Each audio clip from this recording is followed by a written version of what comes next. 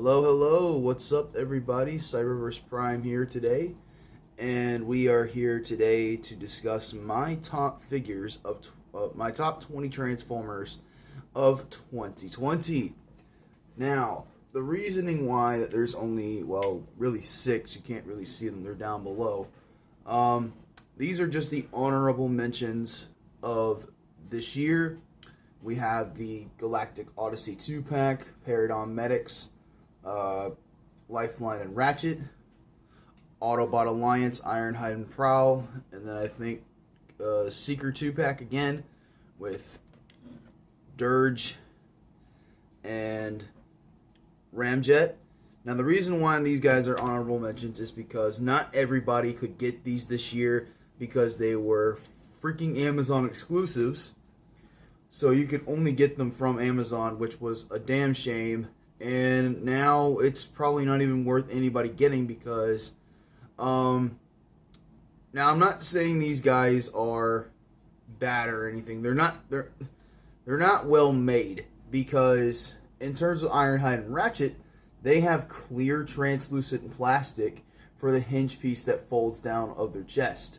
So that to me is a big because that is unacceptable. Third-party companies, if you're watching this video, there needs to be someone to make a completely brand new chest piece to where it's not clear plastic on the hinge. That is a big no. That is a huge downfall in my opinion, and it makes Hasbro look cheap. So Hasbro, you can't keep doing that, man. You can't keep giving us clear plastic because if it's a viral piece such as Ratchet and Ironhide's chests, yeah, you're going to get a lot of hate for that. And plus the Datsun mold is the same thing. Look at that. Clear translucent plastic right there on the knee joint. Not a very solitary. This isn't good because that is going to crack and break over time. So basically, Earthrise, yeah, they look great, but that's about it. Because now I'm afraid to touch these figures because of the clear translucent plastic. But nonetheless, let's get to the list. At number 20, now I know this is a figure that didn't come out this year, but this is a figure that I acquired this year for the first time, and that is Animated Deluxe Bumblebee. The reasoning why he's at number 20 is because simple. He's out of scale. He's out of scale with the other figures, and he's just, he's just too big. That's really my only gripe with this figure is that he's too big. But other than that, this is a fantastic deluxe figure. I like how they gave him his little stingers here. That is not a repro label. That is a sticker that I acquired at my work, and I just slapped it on Bumblebee because I didn't like the silver Autobot logo that was underneath the sticker there. But yeah, number 20 is Animated Bumblebee. Number 19 may be a little cheating, but I don't care. All three of these are going to share the exact same spot, and that is the Studio Series Wreckers. I've had a lot of fun with these guys over the course of this year. Mainly, finding Leadfoot in stores, finding Roadbuster in Walmart, and then getting, this guy on Amazon. But I really have very little nitpicks to say about these guys. Could they be a tad bit better in terms of, back kibble and stuff? Absolutely. But this is the first time in forever that I've actually had a trilogy, or the trinity of Wreckers from Dark of the Moon. And I've had a lot of fun with these guys over this past year. And I can't wait for Dino, and hopefully we're going to get Q soon for Studio Series. But yeah, number 19 is the Wreckers. And the reasoning why they're kind of low on the list is because, well, one, they share a spot. Two, they're kind of panely, and I don't really like shell formers all that much, but nonetheless, they're great figures, and at least they made on the list. Okay, number 18, please don't be triggered. It is an Earthrise figure, but, and here he is. Earthrise Smokescreen. Now, the reason why he's kind of low on the list is because, well, one, actually, no. Does he have clear plastic? Yeah, he does. No, never mind. But, nonetheless, the reason why Smokescreen is, on the list and not Prowl is because Smokescreen, I had a lot more fun with him. He's very bright, very colorful, very cartoon accurate, looks like his masterpiece, and he came with a little bit more accessories than Prowl. And personally, I think Prowl would have looked even more badass with shoulder cannons. Now, of course, in G1 he didn't have them, but in this case, as a toy, it would have been nice. And it would have been cool to see all three Datsun brothers, which I do have the third one on the way, finally. It would have been nice to see all three of them have the shoulder cannons. But nonetheless, this is great. And I think Smokescreen looks better than Prowl, to be quite frankly honest, in terms of this mold. So yeah, there's number 18. At number 16, we have Earthrise or Siege Astro Train. Now, I know everyone's kind of like, oh my god, why is he so low? Well, hey, look, at least he's not number 20. But hey, to me, this is a fantastic figure. One hell of a great leader class. Even though he's, well, here it comes. He's not bigger than Megatron. And I get it, they're trying to go for scaling.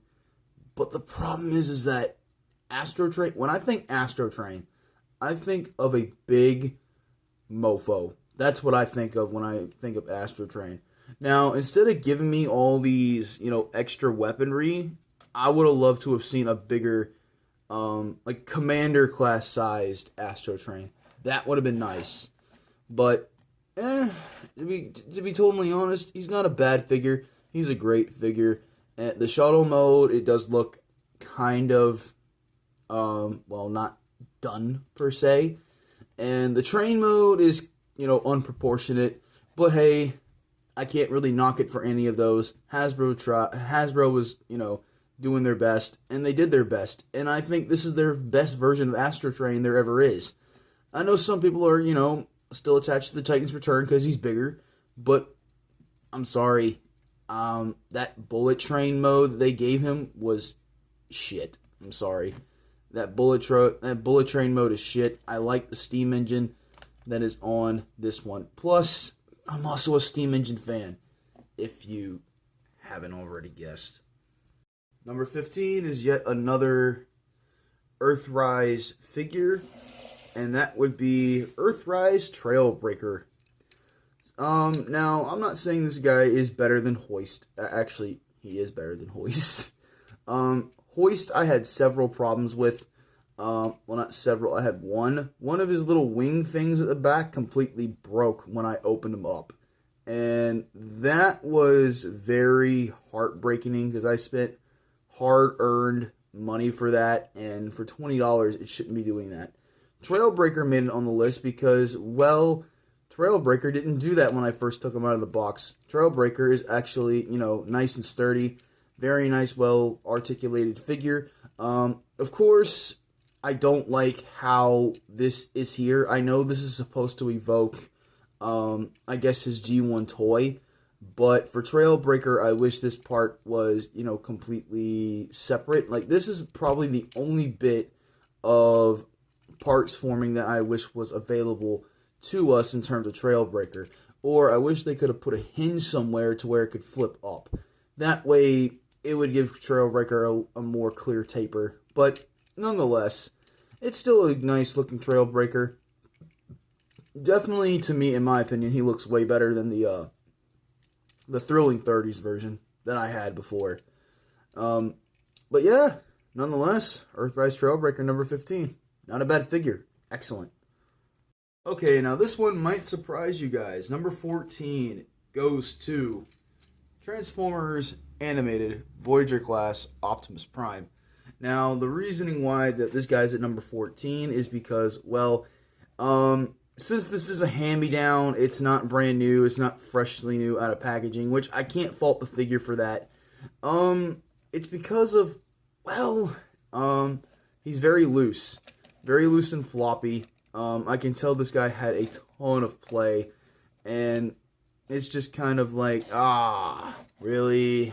I thought I was buying this from a collector, somebody who, took good care of their stuff, made the joints still nice and tight, because all the joints are loose, but at the same time, it's probably because of the amount, it was probably because of the engineering at the time for animated figures, and I can't really complain or fault the figure for that. I mean, this guy is pretty cool. I'm not going to lie. He's got his little water cannon. He's got his flip up and flip down battle mask. I prefer it with the battle mask.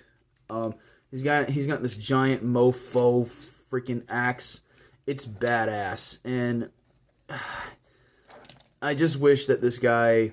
I will admit, I'm not complaining, but I do wish that this guy came with a more traditional animated style battle axe that he used in the show. But I'm not complaining about this.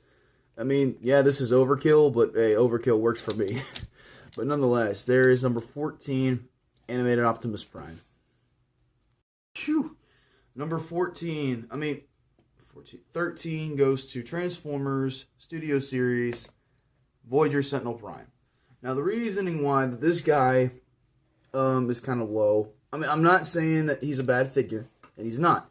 It's just the lack of accessories, and like I said before, I'm not trying to complain. The lack of accessories, I don't like how he doesn't have a shield. This is actually from the 44 Optimus Prime, the Dark and Moon one. It looks good. I'm not going to lie. It does look badass because I did custom paint this, but I am thinking about getting that 3A upgrade kit for Sentinel Prime, Bumblebee, and Blackout because they are terrific figures. And Sentinel, I love the transformation. I love the robot mode. I love the fire truck mode. This is such an awesome figure, and I highly recommend it to anyone who's looking for a Sentinel Prime right now. This guy is kind of hard to find at the moment, but I'm sure that they'll restock him at some point. So if you really want Sentinel Prime, you better get him soon. And this guy, people have been waiting 2 years for this guy, and we finally got him in 2020, and I have to say, this is a fantastic release. Now, number 12 and 11 are kind of mixed for me because I actually really like these guys a lot. Like, these two are actually my favorite. These were great deluxes this year, and I can't decide who comes first. So here we have Studio Series 49 Deluxe Bumblebee and Earthrise Wheeljack. I absolutely love both of these figures. I cannot stress that enough. These figures are absolutely fucking awesome.